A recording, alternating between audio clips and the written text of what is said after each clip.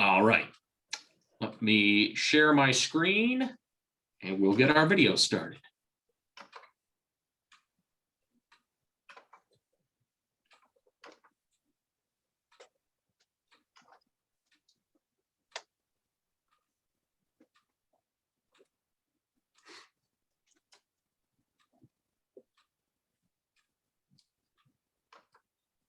There we go.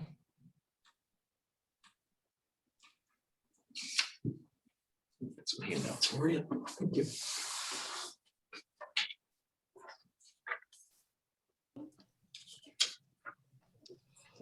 Welcome, everyone. I am excited to be here today with Pastor Heather Apel. She serves as assistant to the bishop for leadership with our Indiana-Kentucky Synod of the ELCA. Welcome, Pastor. Thank you for being with us. Can you open us with a word of prayer? Sure, Pastor Eric. Thank you, and thank you for this opportunity to be with you and that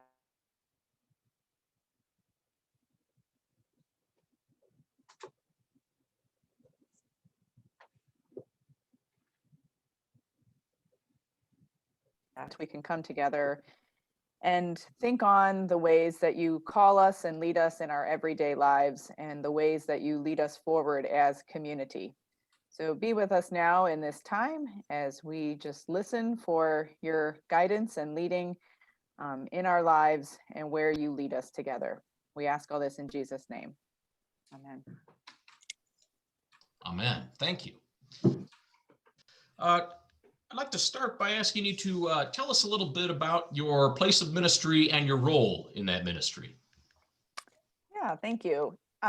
So as you said, I serve as assistant to the bishop for leadership. And what that means is that I primarily spend my time working in the aspects of ministry here in the Indiana-Kentucky Synod, and sometimes in places beyond that relate to particularly rostered leadership. So I'm the primary staff person that works with our candidacy committee, and that group of people works with individuals who are sensing a call to public ministry as a pastor or deacon. And I also work with congregations when they're in times of transition. Many of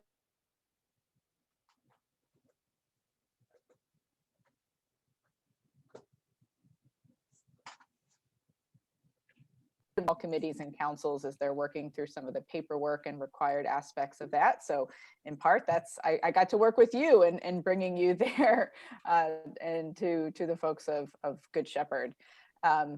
And I also, in that vein, work with interim ministry, and I work with first call theological education. So that's as people become new pastors or deacons, a way that the ELCA seeks to intentionally support them in those early years of ministry. And we tend to do that with both mentoring and then sort of collegial groups that, meet together for kind of support,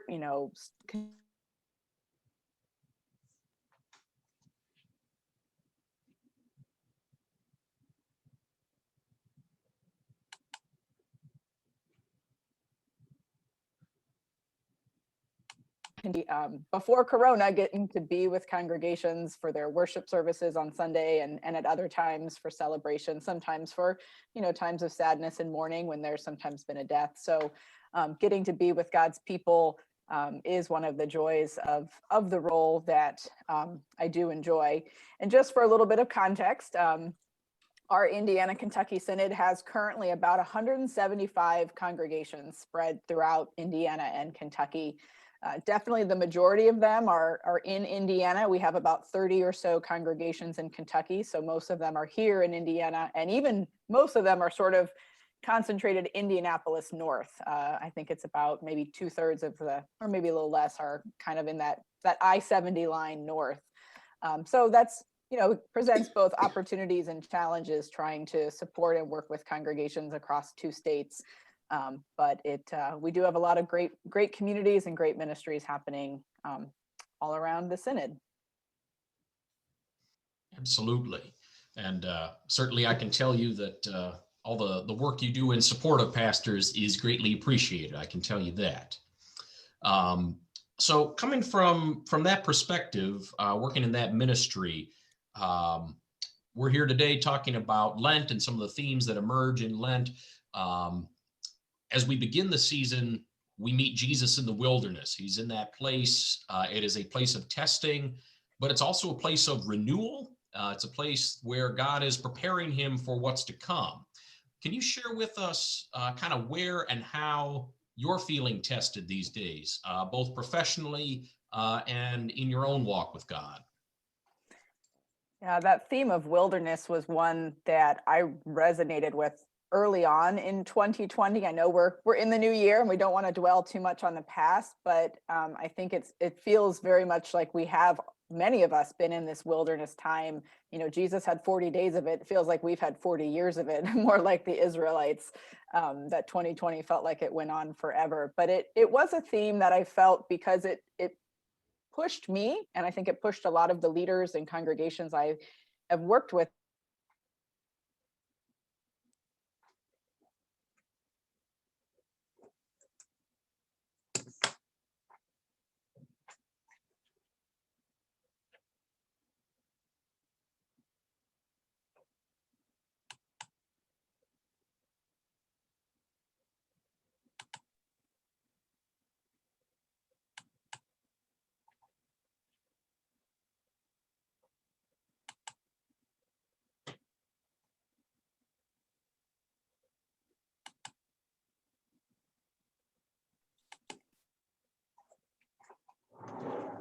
Okay, friends, I think we over here may have just been thrown out of our own meeting. So let me work on getting us back up and running here.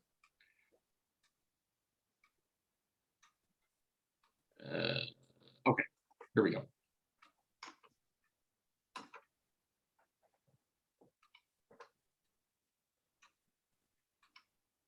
That true kind of wilderness place. And that was really a challenge, how to support congregations, how to help equip leaders as they were making difficult decisions. And, I think we tried to do it in the best ways we could, but I'm sure we also probably had missteps or missed opportunities along the way.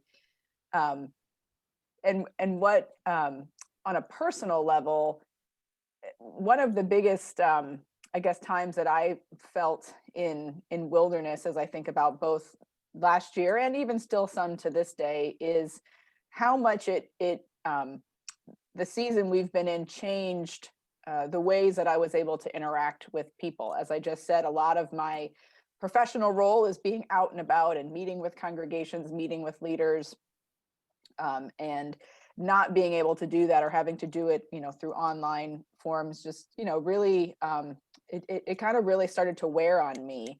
I used to get really tired from being on the road all the time, and there was a weariness that came from that. But certainly midway through the pandemic, I really started to long for those opportunities to be back out among God's people. And so that, I think, started to have an exhaustion that was both emotional and in some sense spiritual.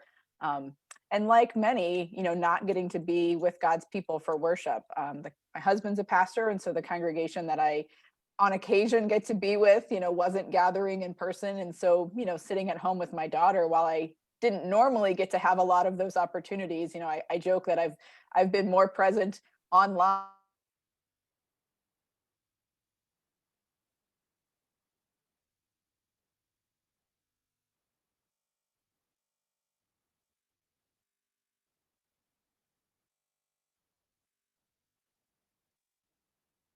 It took, it definitely had some positive aspects of being in that wilderness time. And, I think it really did help to push me professionally in to think about, how do we still do God's ministry? How are we still God's hands, in the world, God's mouth, speaking grace and love and forgiveness, but doing it in new ways. And it's one of the questions that we've continued to ask is, so what have we learned from this wilderness time, and what will we carry forward? And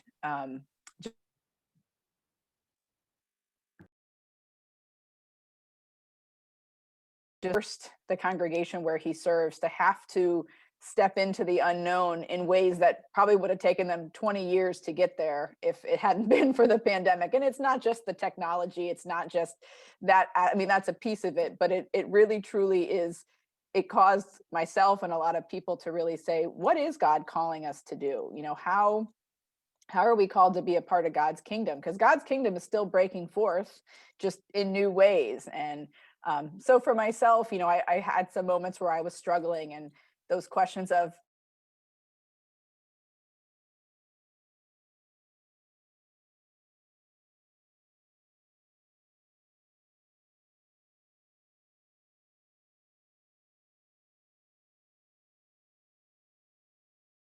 and to see where we are moving forward and where churches are still moving forward. Last night, I was on a Zoom call with 7 congregations in a part of our synod that are just beginning to dream about what are some ways they can work together.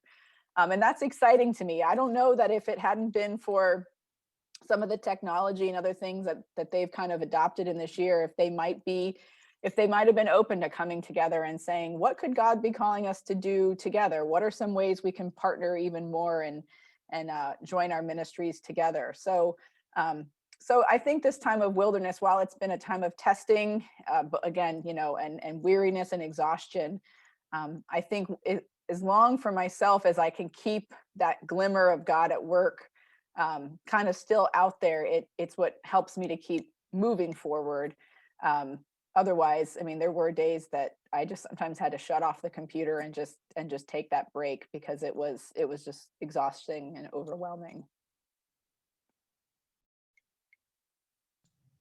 Yeah, certainly. And I would echo the feeling of not being present with people. You're still able to preach a sermon and have it recorded, but I know for me, one of the things I've noticed is when I preach to people who are actually there, there's an energy, the spirit is present, and I don't feel fed and filled up as much when I'm recording as I do when I actually have people there. So that talking about changing the way we interact, not that we don't interact, but the change to it and how you live with that. I absolutely second that.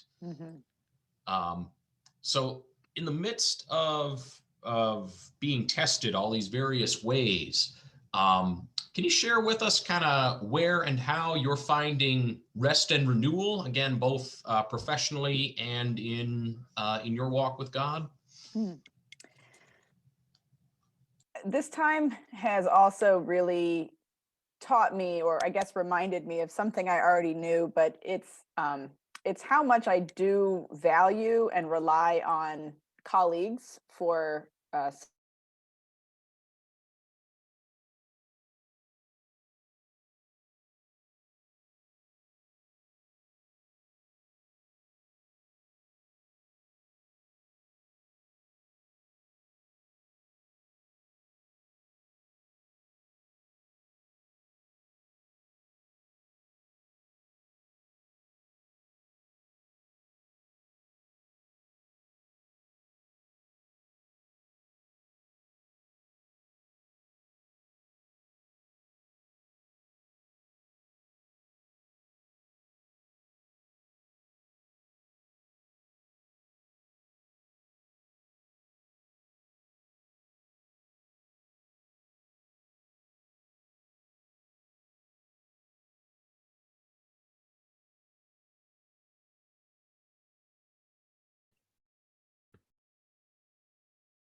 Are you guys there?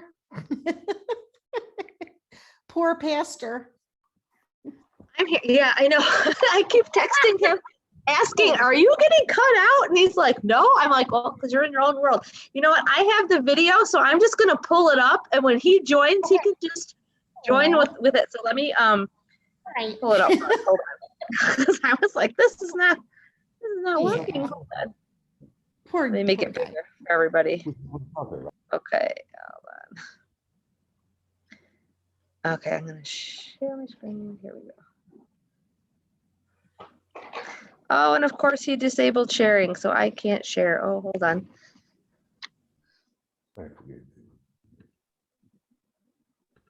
Oh, here.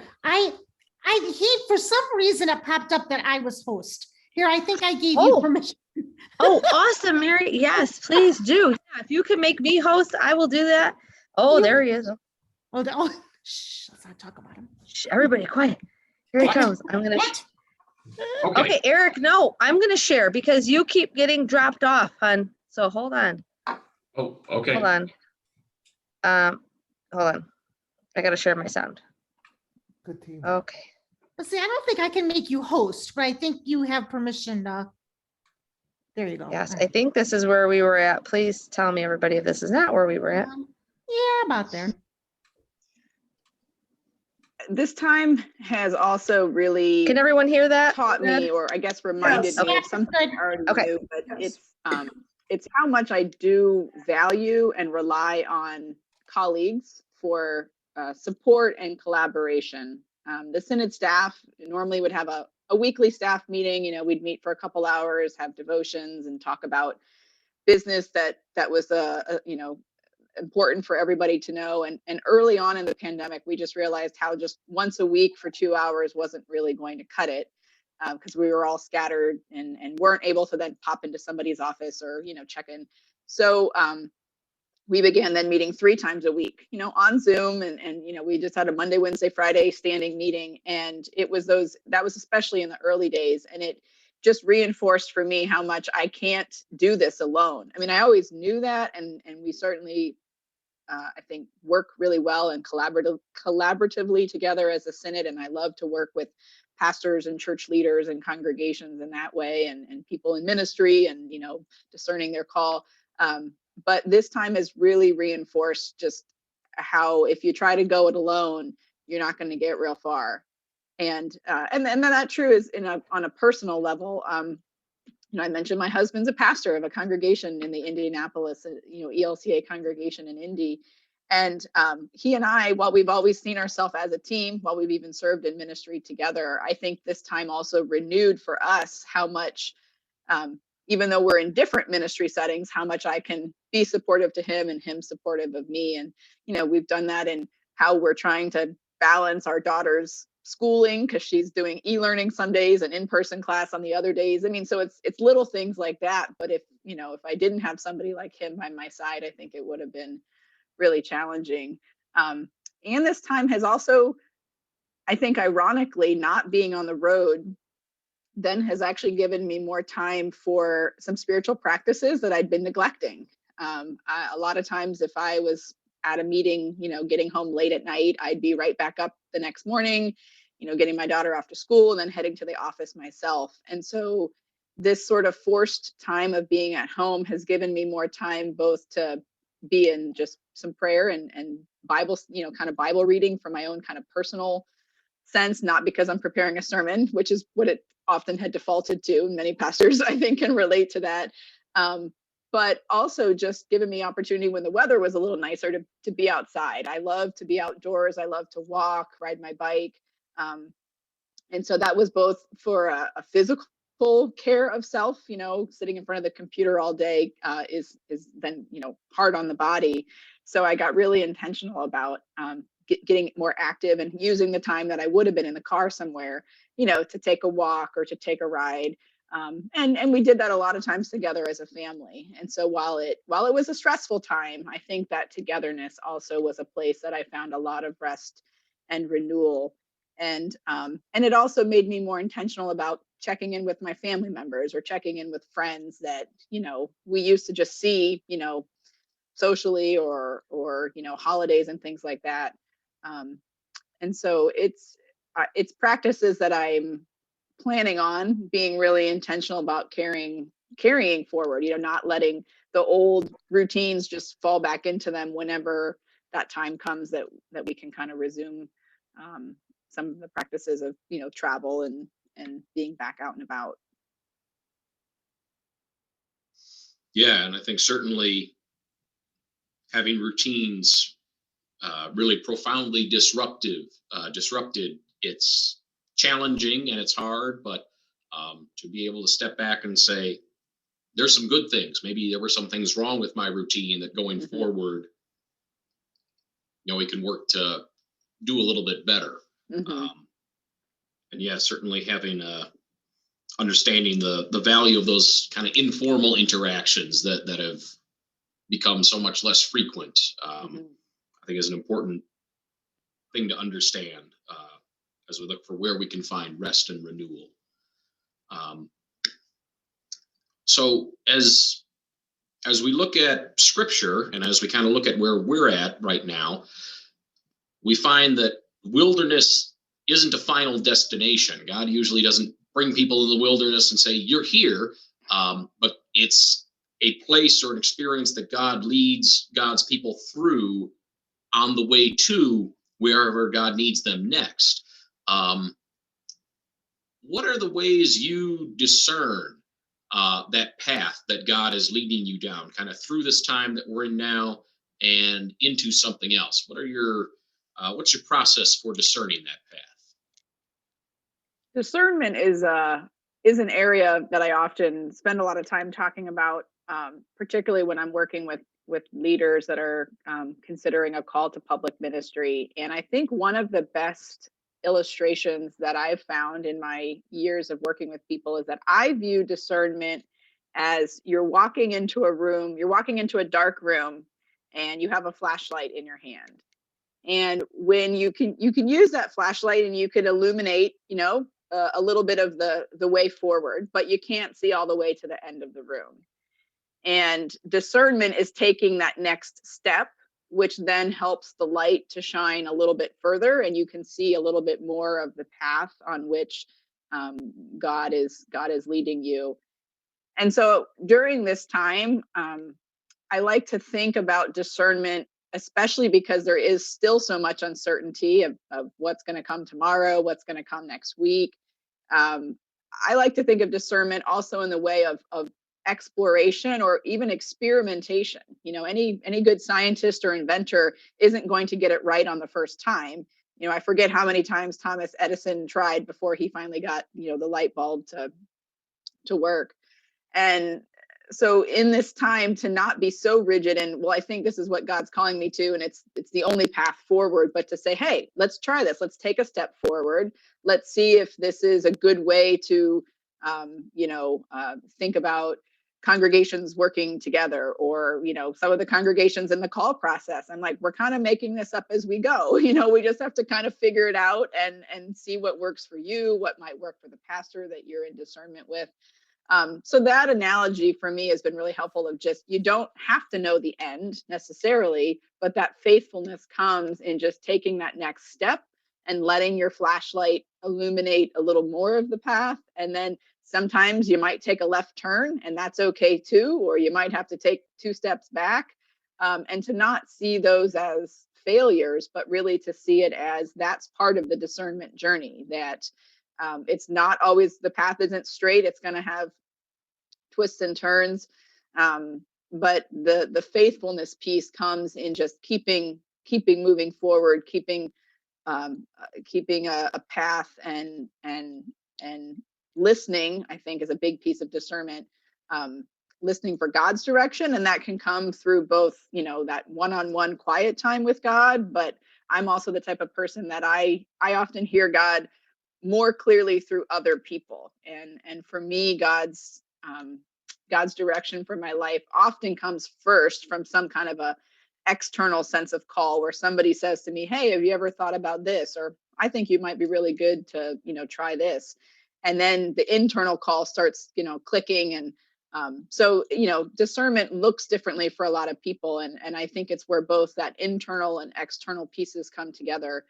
As you keep walking the path, you hear the confirmation, you hear the ways, in some ways it just feels right, like that gut, right? It just feels right in our gut that this is where God's calling and leading us. So with so much uncertainty, it's just important, I think, for me to keep reminding myself of, this is not the end. This is just one phase of the journey. And in some ways we just have to keep walking.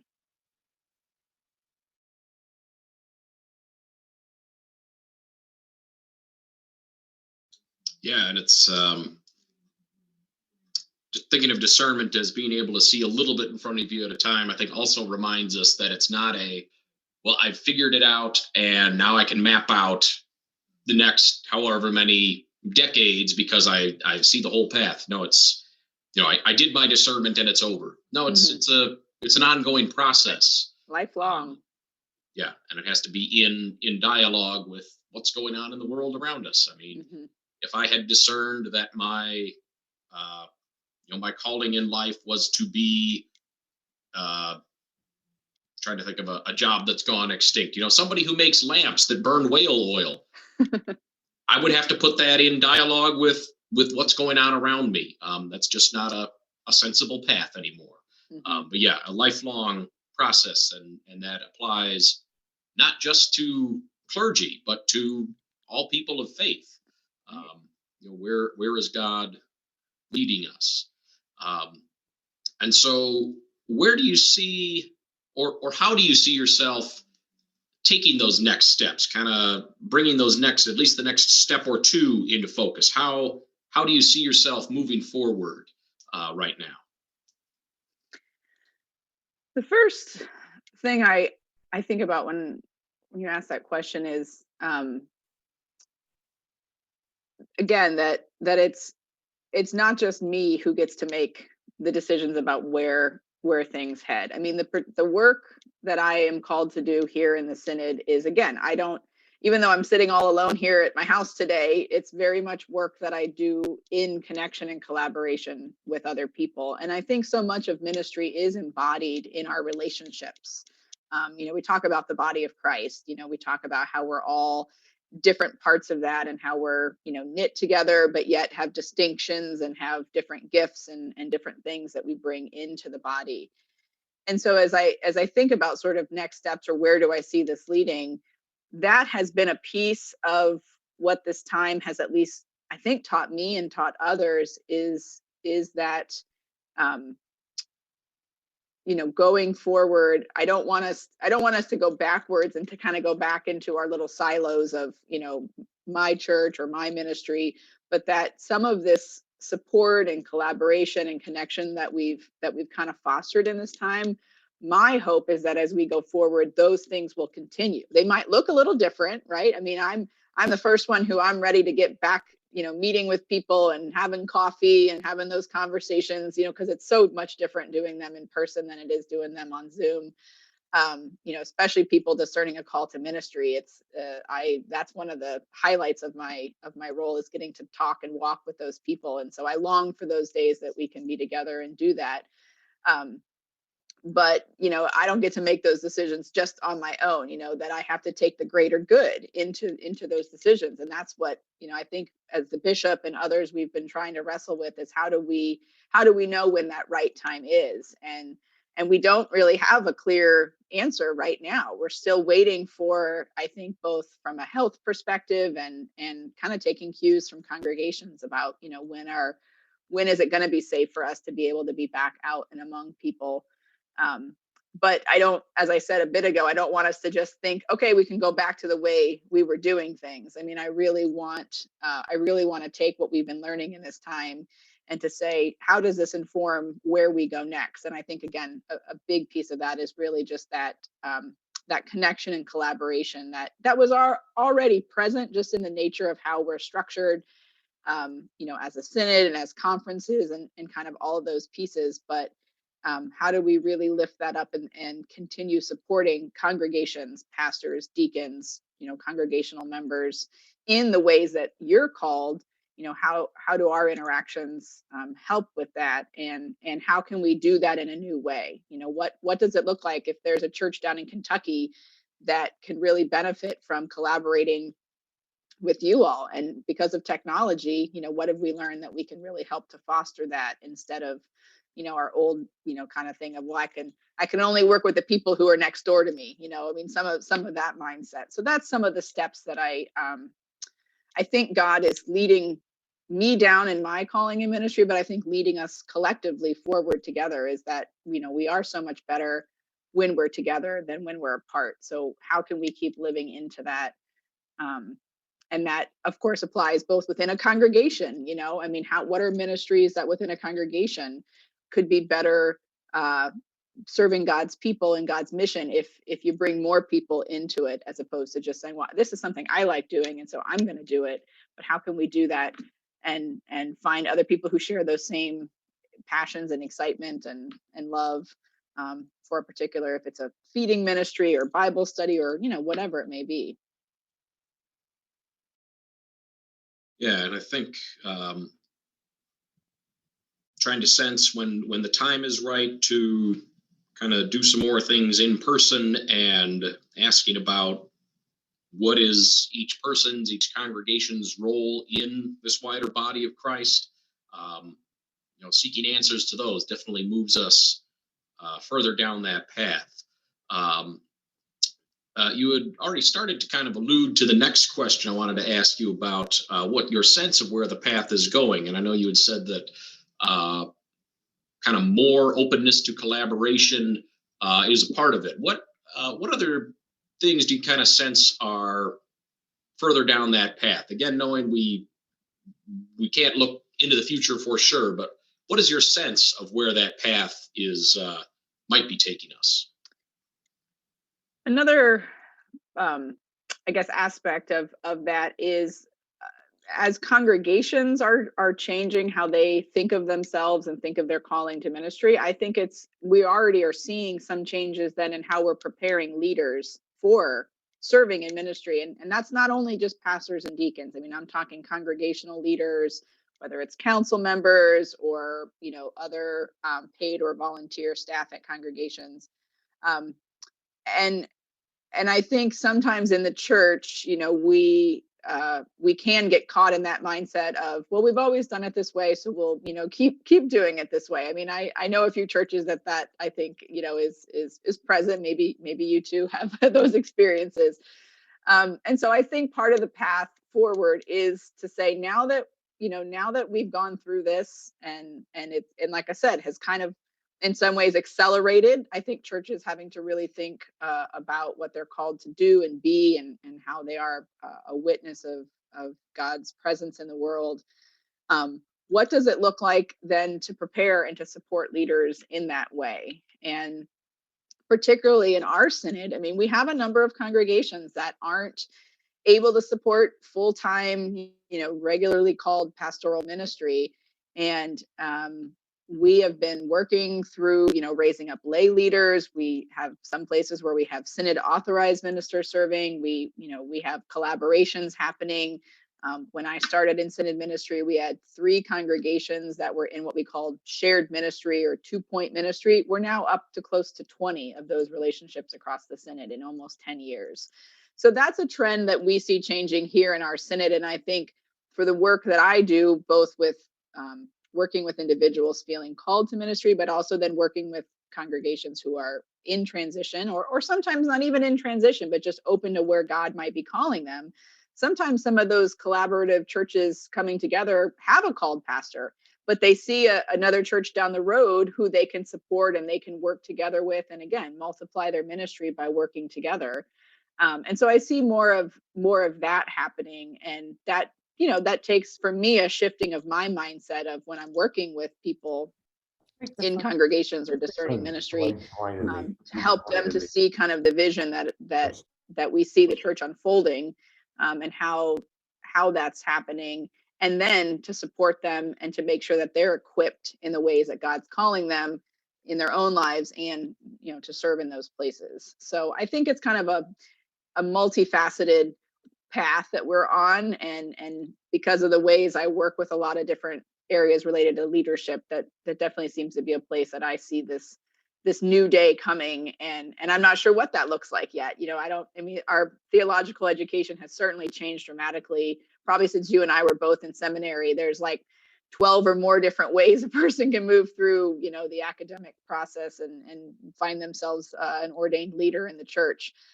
So that's one gift already that I think as a whole, our ELCA is trying to be more flexible and accommodating so that the needs of churches can be met, but also taking into account, the individuals themselves, and making theological education more accessible or more flexible, and, distance learning and cohort learning and things like that. Yeah, and I think something that is coming out in this conversation that's been a little different than conversations I've had up till now is kind of your viewpoint of seeing what lots of different congregations are doing and seeing it in detail. That idea that you're seeing several different paths that are all kind of leading forward, and they share some common traits, but depending on the situation, the leader you are working on raising up, the congregation you are partnering with, they're going to go different routes. So that notion that there are multiple paths forward, and that God is present and leading people along on each of them is definitely a gift to kind of hear today. As we're kind of coming to the conclusion of our time here, is there anything else that you sense God wants God's people that are gathered at Holy Shepherd to hear today? Oh, yes. And thank you. I called you all Good Shepherd earlier. I apologize. I've been called worse, I can tell you that. Well, when we have so many churches with the same name, I'll get somebody who calls me and says, I'm from St. John, and I have to go, which one, so my apologies that sometimes of the 175 churches, I do get them mixed up from time to time. I think the main thing is just to keep your eyes and ears and hearts open for where God is calling your community. And again, that can be both a personal call, and it certainly can be a collective call. That northwest corner of Indiana, as I think about many of the congregations up there and the ways that I know you're engaged with your kind of wider communities, I know that's a conference that does have a lot of collaboration and collegiality among the congregations. And I just think that we can't even really know yet some of the ways that God is going to be calling us, and it especially coming after the year that we've had, where there were just so many challenges, both again in our own lives. Obviously, congregational life really struggled, and people longed to be together. And so I think when we think about coming back together, to not just fall into that easy kind of comfort zone of we're back, everything's going to go back to the way it is, and but to really ask yourselves, what are some ways that God might be calling us to do something new?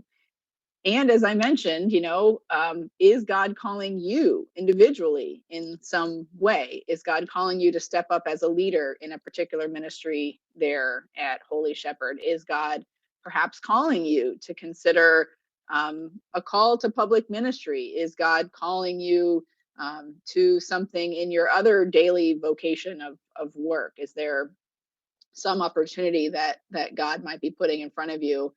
And to find ways to listen to that, and to collectively as a community maybe offer opportunities, for people to explore some of those things, and to find the ways that God is still working. We know that, right? Even if we don't always see it and can't always recognize it. And so for me, one of the things we started doing a number of years ago at our Synod Council meetings is we start every meeting asking people, just where have you seen God at work? And I think now that we've done that meeting after meeting for these years, it's incredible to hear the ways that people are more aware of seeing God at work. And it can be in these really big, awesome ways, or it can be in these really small, the grocery store clerk encounter that they, had at the store, the day before, that somehow was a way that they saw God at work. So I think it takes that intentionality of asking the question, where is God calling us? Where do we see God at work?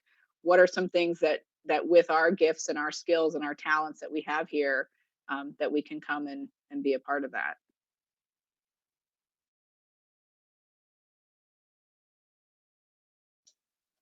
Absolutely. And I want to thank you again for your time and your insight, and being here with us today. And certainly hope that the year to come is filled with blessing for you and your ministry, and with your family. Thank you. And the same to you, Pastor Eric, and certainly to the people there. And I know there may be people watching this even from beyond. So I think, again, this time has really helped us to broaden, to tear down those barriers and walls, and really, God's love and message can be shared even more broadly. So thank you for this opportunity. You are very welcome. Thank you, and peace be with you. And also with you.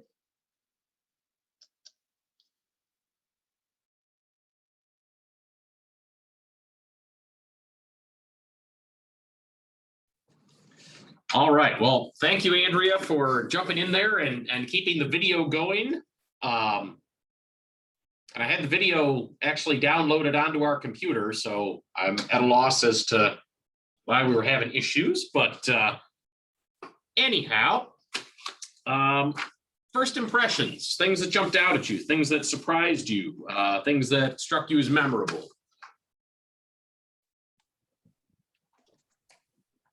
The first thing is Andrea's recording was working a heck of a lot better than yours. I was wondering if people were having the same issue. It kept freezing. So yes, Yes. okay. Yeah, it must have froze about half dozen times before you took it over. But anyway, that was just kind of a nasty little dig that that I know Pastor doesn't take personally. But anyway, That's what you think. Okay, but then I think the one thing that she said that really caught my ear and like opened, it was almost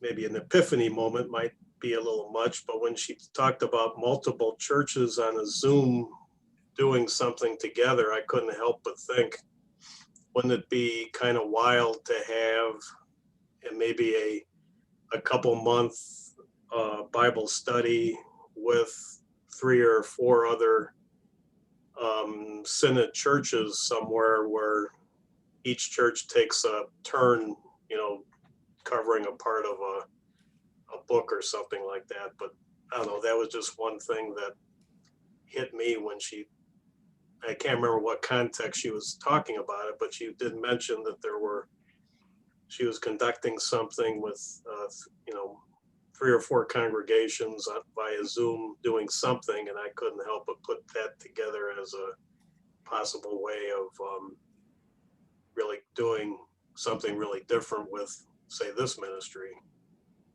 I was going to say, yeah, if we're already using Zoom, could we open it up to other folks? Yeah.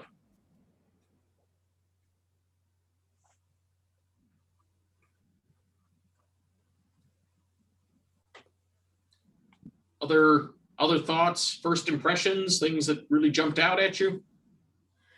Yes, one of the things that really jumped out at me is the last 2 pastors that we watched.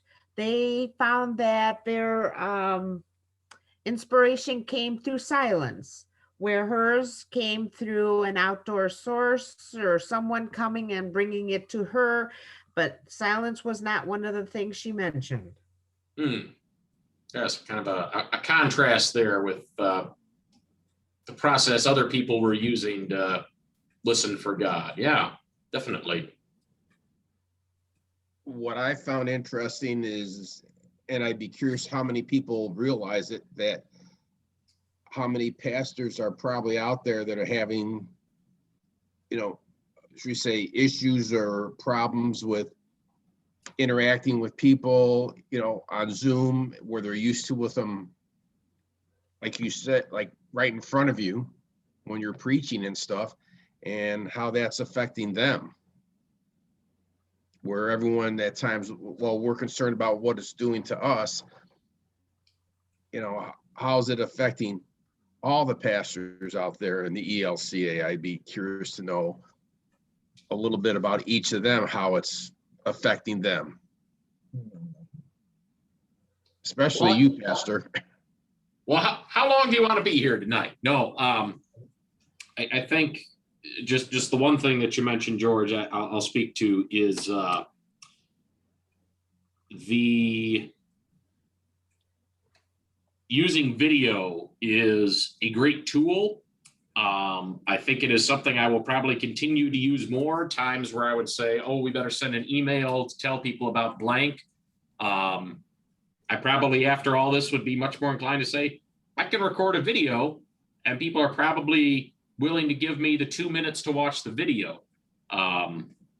So that's one thing. But the difference between a recorded service, or even to an extent the service in the parking lot, is there's a lot of stuff that is meant to be dialogue. And even in parts where it is quiet, where the congregation tends to be quiet, so during the sermon, there's still some interaction there. So missing that interaction has been a little bit bizarre. It kind of takes away a source of energy. And interestingly enough, just talking about that interaction, I was in a training last week, and the presenter said, you will want to be, as you start to do more things together in person, you will want to be aware there are people whose social skills might be rusty from lack of use. And I said, can you point me in the right direction just so I don't think people are being weird or rude or whatever? And she said, these are learned behaviors.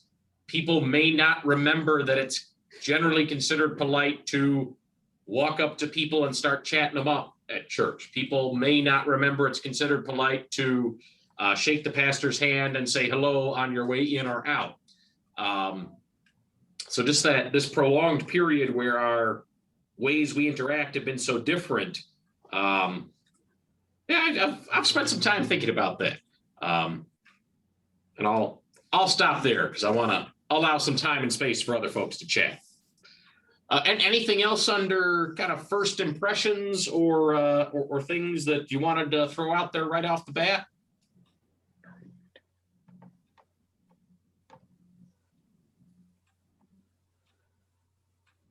And if not, that's okay. We got lots of discussion questions.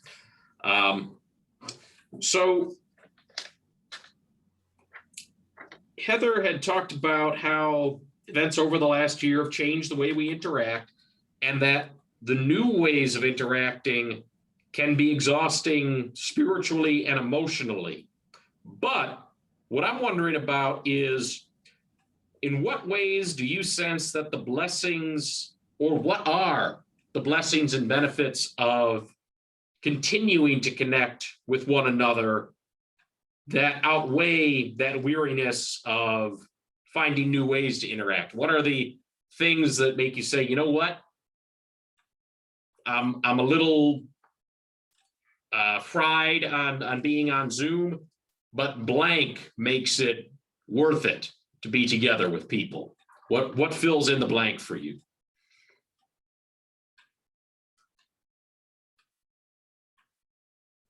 I think just the connecting with the people, especially with Zoom, where you may be connecting with people in different parts of the country or the world or whatever. That if we did not have that technology, this last year would have been a vacuum. Mm-hmm. Yeah, just interaction of any kind, just getting the chance to hear other perspectives and see other people. Yeah, certainly. Is just how the concept has grown. Different, it's not only different businesses, but different even small organizations are using Zoom meetings too. And I always see it's bad because now people are having more interaction with others. And you talked about before how other people that do not belong to the congregation, how they have watched our videos and are interested. And it's something that we could take forward. I mean, even in terms of shut-ins, maybe it's another way to connect with shut-ins, or like people in mission. Once we're able to be back out there, meetings while people are still working in the mission field to see, and it may be able to grow interest in that direction. Mm-hmm. Yeah. So just that ability to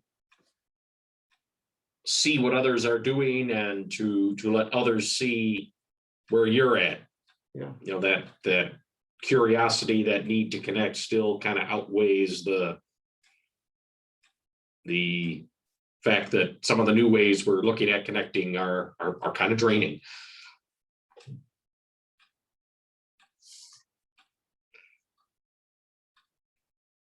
So Heather also talked about how this past year has helped push her professionally to think about how we are still called to do God's ministry. We're still God's hands in the world and still God's mouth speaking grace and love and forgiveness. In what ways do you see yourself as God's hands or God's mouth? Do you feel like either of those apply to you?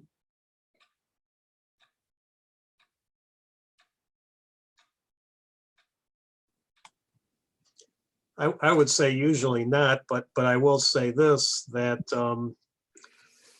as a result of Zoom, and because people are watching this on tape, the things we say and do or on this, we're actually reaching a lot more people than we used to, and whenever we say good, bad, or otherwise. So that's an obvious answer to that question, I guess. So just by being a part of this, you can kind of see we're all a part of God's mouth. We're speaking that word. We're bouncing it off one another. And like you said, we're able to speak it in a way that has a little more sticking power. It's recorded. If I say something now, as soon as I stop talking, it's gone. But people can go back and watch it now. People can, I know there are people who are going to tune in and watch it tomorrow. They've told me, Pastor, I love watching it in the morning. Great. I'm glad you're getting something out of it. Where are other people at with this notion of we are learning new ways to be God's hands or God's mouth?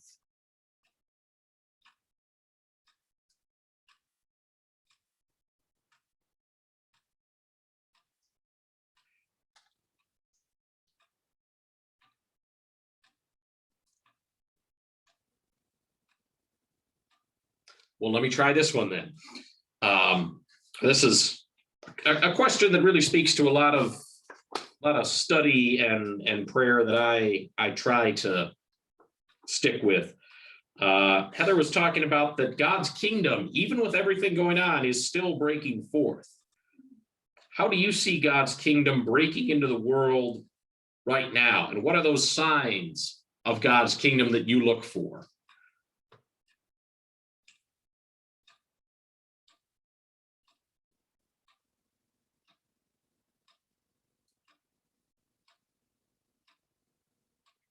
I think that in spite of quarantines and closings and whatever, looking at the way people are helping others.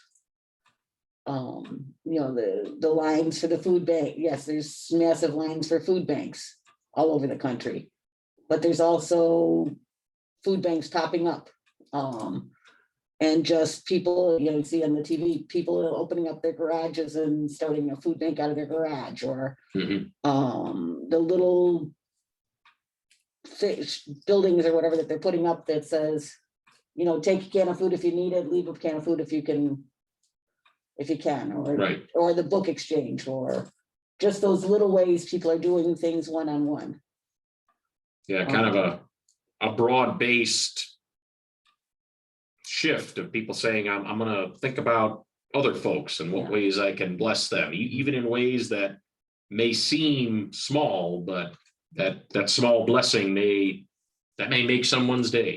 You never know. I also think when you do see people after being in Zoom meetings and being quarantined, there's a whole new appreciation for those that you do meet. People have stories that they need to tell, and things that have happened during the quarantines. People have lost loved ones, they've lost jobs, and you name it. The true importance of a conversation, reading that body language, when you do see somebody, and just just the how, I always say that how are you has become so much more of an important question when you're talking to people. Yeah, and the way that listening and giving your full attention, I I think that can really be a sign of the kingdom, because when you really commit to listening fully, that's a lot of work. And to give that gift to another person, I think that's very much in line with the way God wants the kingdom to be shaped.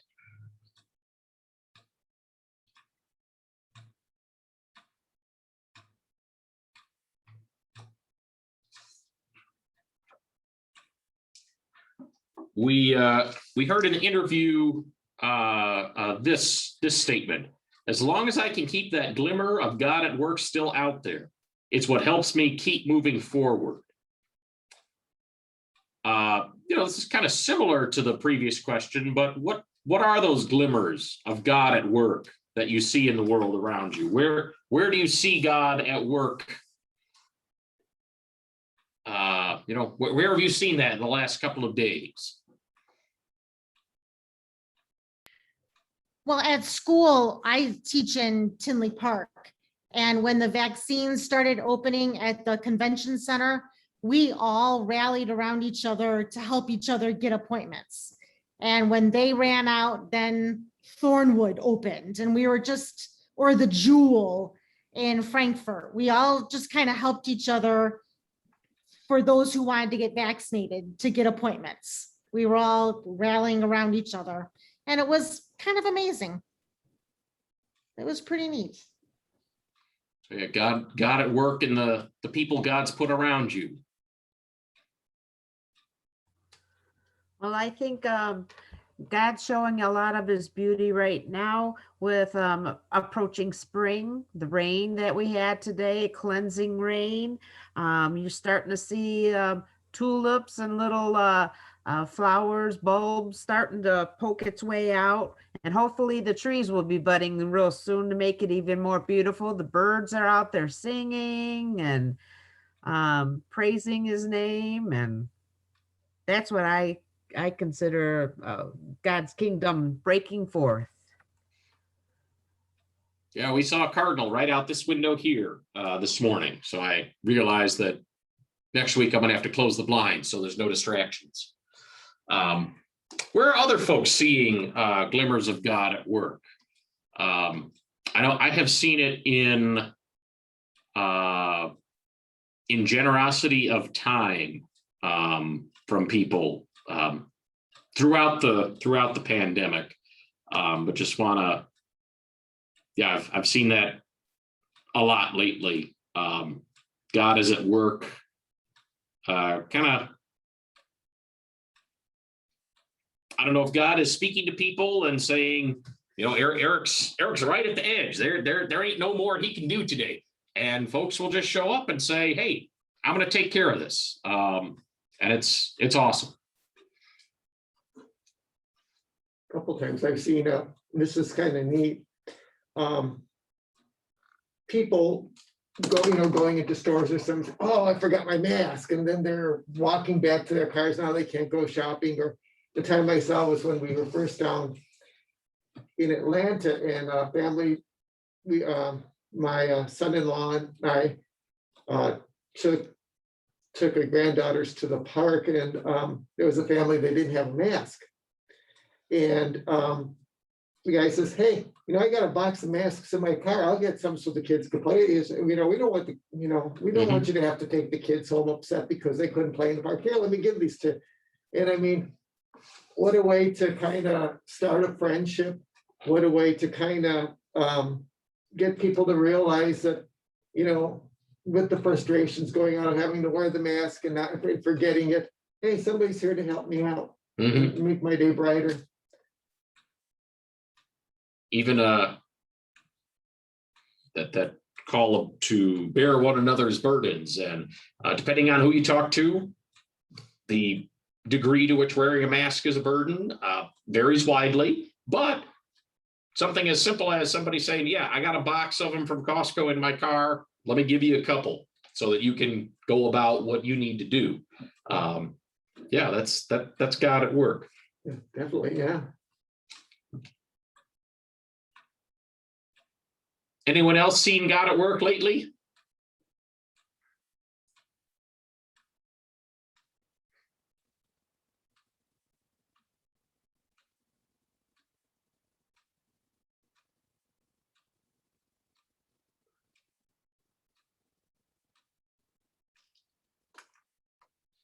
So as we are gathered here together as a group of people, I think it's interesting that Heather said, if you try to go it alone, you're not going to get real far.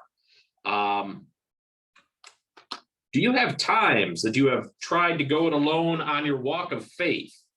And what came of that? Do you have moments you can think of where you were saying, no, this is something I'm going to do by myself. I'm going to do for God by myself. And what was the outcome of that?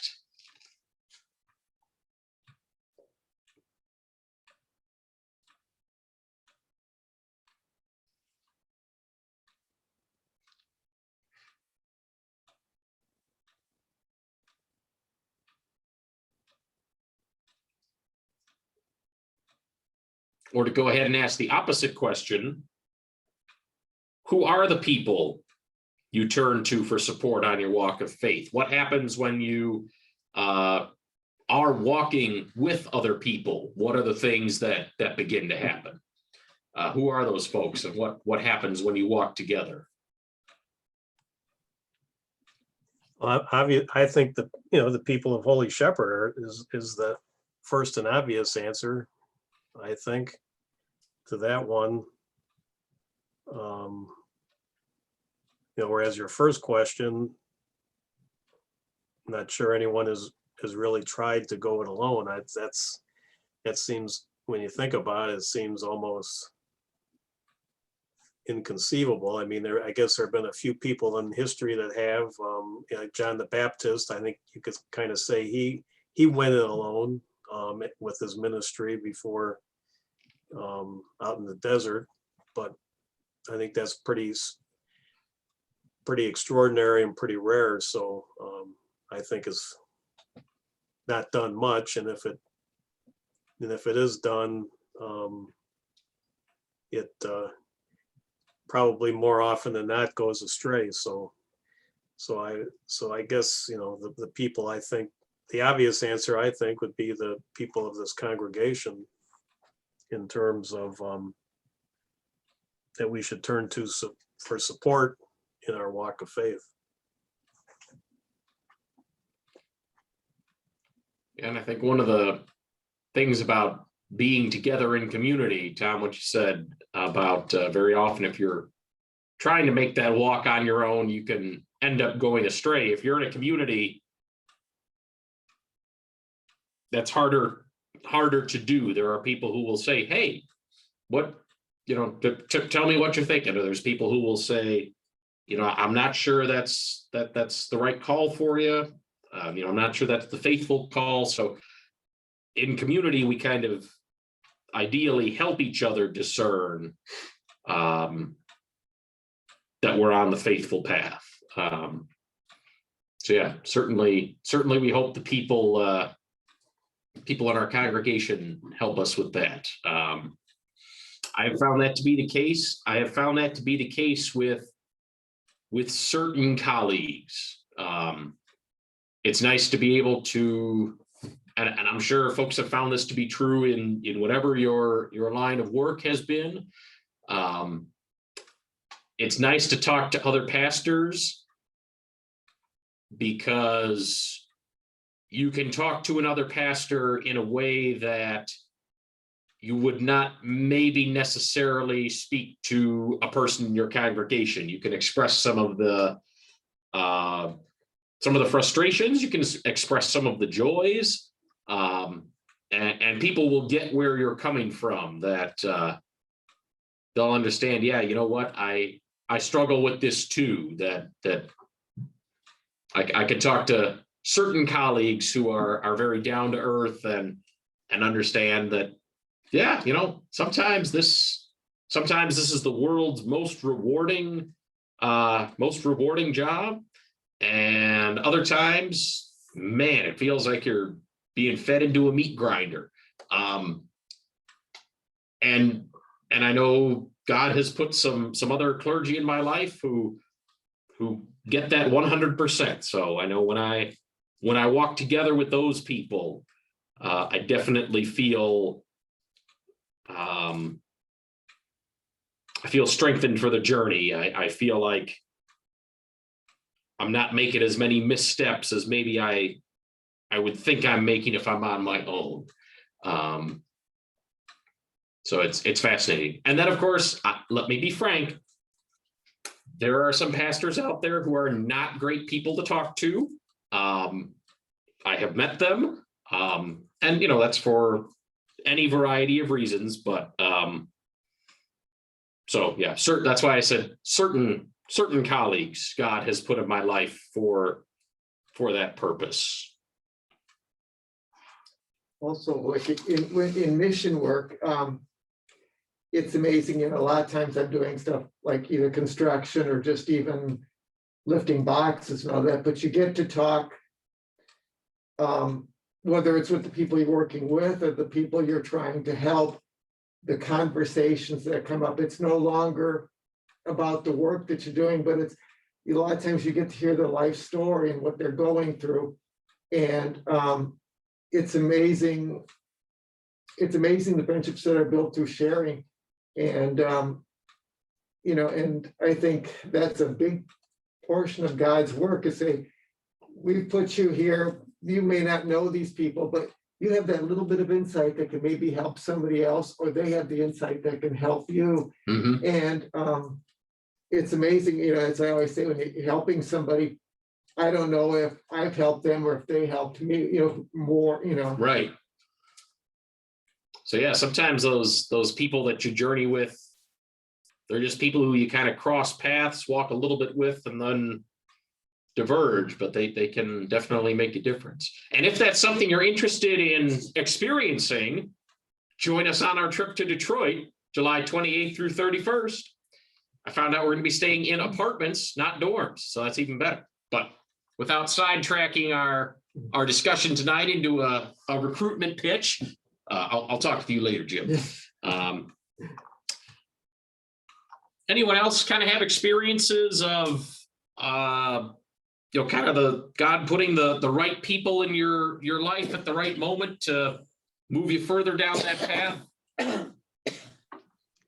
There's a group of people that are, it's a sister, a brother, a sister and her husband, and a brother that George and I are connected with, and they're from Illinois, Minnesota, Missouri, and Colorado.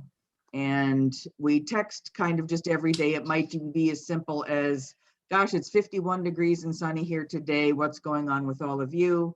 But there's very much a, hey, this is going on and this is of a big concern to me. Could you offer up some prayers for this, that, or the other person about this particular thing? And it's been a really wonderful thing for us to just be able to be there for the fun and the laughter and the memes, but also for, hey, here's a situation that I need prayer about. Can you please offer that up? So it's been a nice way to be connected really kind of across the country via text. Yeah, having people to pray with you and pray for you is fantastic. Yep.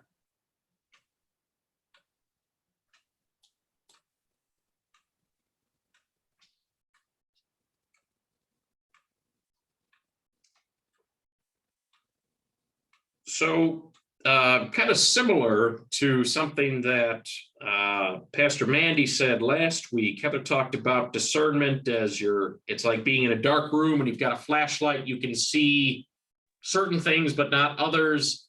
And she said, faithfulness comes in taking the next step, even though you can't see maybe what's right there, but you can see what's a little farther out.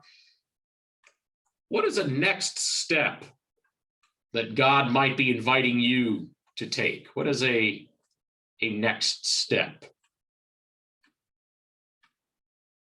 I think for me, the next step is saying we're ready to have more people inside the church this weekend. That's the next step that I think in discussing and praying and studying together, that's a next step that I think God is calling me into, is to say, you're ready to lead in this way now. So that's that's a next step that I'm preparing to take. I was gonna say that too, getting my butt back into church. That's what I was thinking. Great minds think alike, you know. Yeah.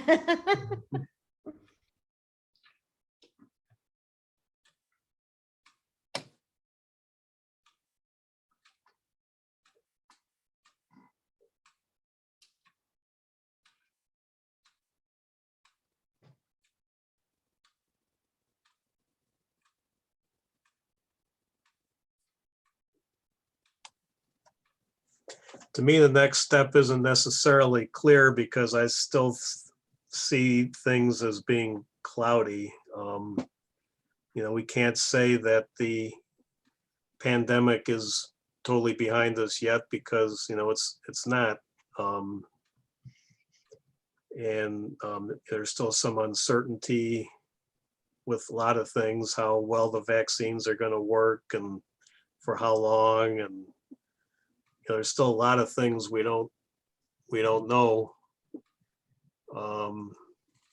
So I don't know. It's probably not what anybody wants to hear, a downer, but I don't see it.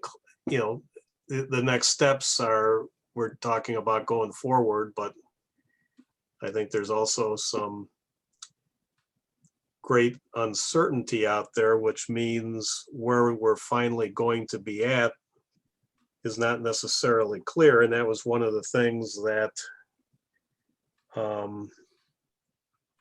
Pastor Heather mentioned, that you don't necessarily know what the end game is. You just go forward. So, you know, we might all think, oh, in 3 or 4 months, everything's going to be coming up nothing but roses, and maybe that will be the case. And that's what we thought a year ago. Right. Yeah. Then again, maybe it won't be. So Tom, let me ask you this. Is there another facet of your life? Is there another facet of your walk with God where you do have a sense that God is saying, Tom, this is the next step. This is the next thing I need you to move into. And again, it could be it does not have to be like a monumental thing, but do you have a sense of, aside from in what location you're going to worship this weekend, do you have a sense of somewhere else in your life where God is saying, it's time to take that next step? Well, I mean, we're at the age where we're kind of halfway between working and retirement, but we have our business, which is primarily Shirley's business, but I still am involved, that is kind of going gangbusters, to say the least. And, at some point we have to make a decision as to what to do about that. It's, I don't know how else to put it. It's a good problem to have, I guess, but. So you're kind of being invited to discern what the next step is work-wise. Yes. And work-life balance and all that kind of stuff.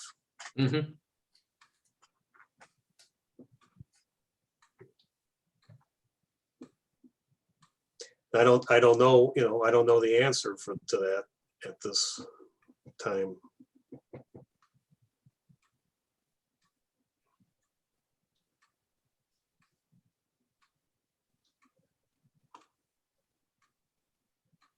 It's kind of strange. I retired from work, and then shortly thereafter, there's this pandemic.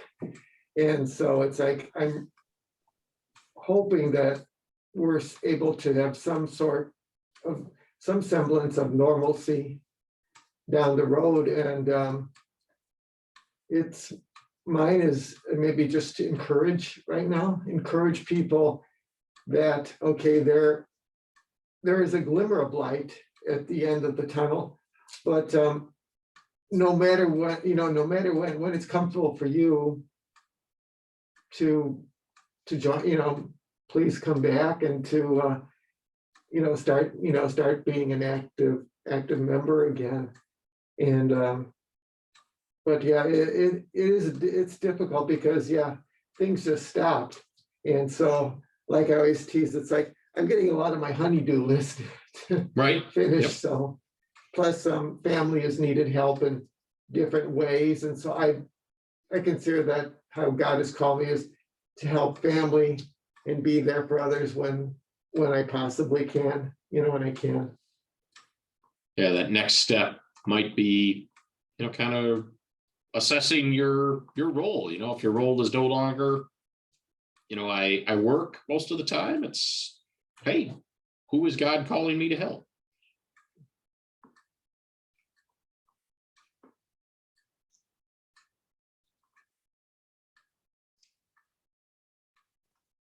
I'm gonna come back here as we're getting close to the end of our time here. Robin had mentioned earlier that kind of in contrast to our previous two people who I interviewed, who talked a lot about silence, Heather was talking about an internal and an external call, and discernment kind of leaning on both of those things, not necessarily just that silence to hear that internal call, but also speech and dialogue and give and take, to hear that external call, to hear others affirm something in you.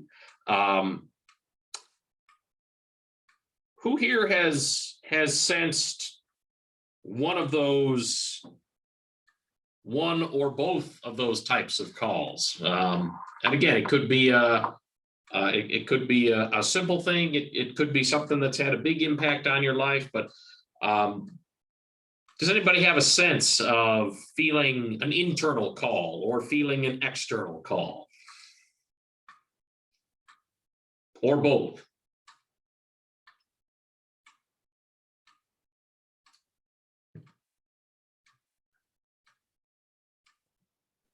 I reached out to Kim Masneritz based on one of her prayer concerns was for a friend of hers that had breast cancer. And having been a breast cancer survivor, I just simply said to her, if there's anything I can do to help your friend walk through that journey, I'd be happy to do that, because a friend of mine who also had a friend that was diagnosed just before me sort of put me in contact with her to sort of be able to compare notes and walk through the journey together. So I said, here's some books I have, here's some reference materials. If there's anything I can do to help in that one way or the other, please let me know, just because, it proved to be helpful for me to have somebody kind of walk along with me, and she was a little bit ahead in her journey. So it kind of helped me along. So whether that friend will take me up on that offer is up to her one way or the other, but I just really felt called to put that out there. So that internal call, I would take it then, and maybe you're waiting to see if that's echoed by an external call. Is that fair to say? You're preaching, yes. Amen. Yep.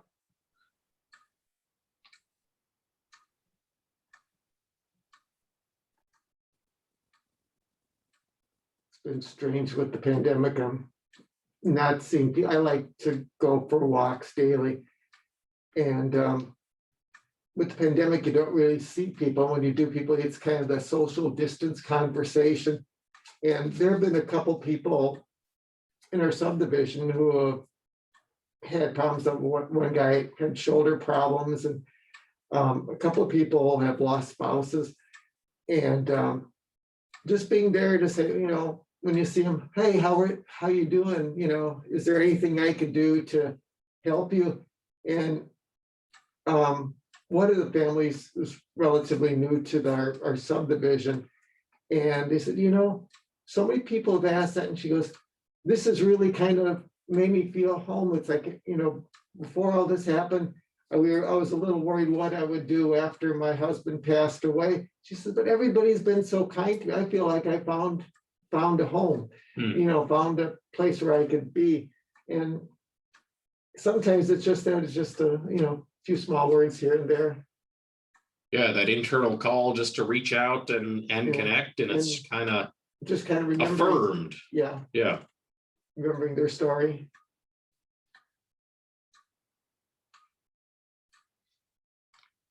So we are at the end of our time together here tonight. And I do want to thank everybody for joining us. Apologize for our technical issues. We've gone several weeks in a row without anything blowing up on us, but thank you, Andrea, for jumping in and keeping us on track. We will gather again next week. Our person I'm interviewing next week is a seminary student at the Lutheran School of Theology in Chicago. So we will jump from some folks who have been doing this clergy thing for a while to somebody who is in training and kind of see how that conversation goes. Can we close our time together tonight by praying the Lord's Prayer together?